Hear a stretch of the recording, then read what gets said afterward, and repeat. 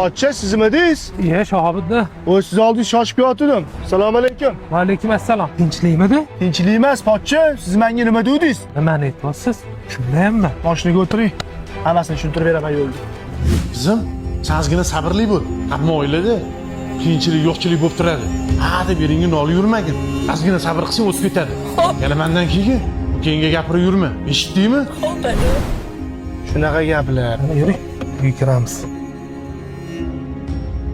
Pochcha, Nabi, bir minut shoshib turing, bu yoqqa qarang.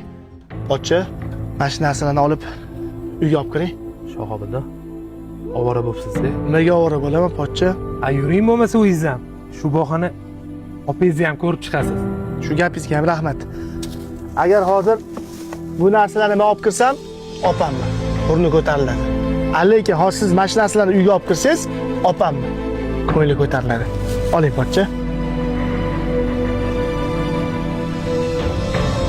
Oling. Xijolat bo'lmang. O'zi bu hayotda har bitta shunaqa erkak kishini yo'qchilik bir yo'qlab turadi. Mayli. Uyga kiring, jali kutib qo'yandir. Rahmat Shahobiddin. Bu kunlarni hech qachon unutmayman.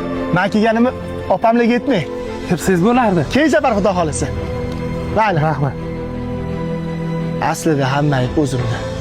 Opammi, jigarimmi shu ahvolga kelguncha bir marta o'zi holdan xabar olib kelmanman.